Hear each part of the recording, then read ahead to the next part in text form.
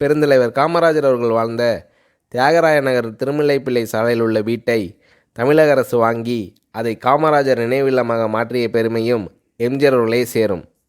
Kamarajar நினைவில்லத்தை 1978 October மாதம் 19ஆம் தேதி திறந்து வைத்த எம்ஜிஆர் அவர்கள் காமராஜர் அவர்களுக்கு புகழாரம் சூட்டினார்.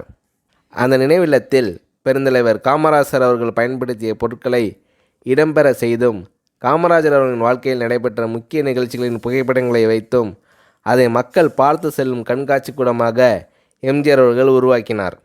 அந்த கண்காட்சி கூடத்தை அன்றைய கேரள கவர்னர் ஜோதி அம்மாள் தலைமையில் அப்போதைய மத்திய அமைச்சர் ப. ராமச்சந்திரனை திறக்க செய்தார் எம்ஜிஆர்.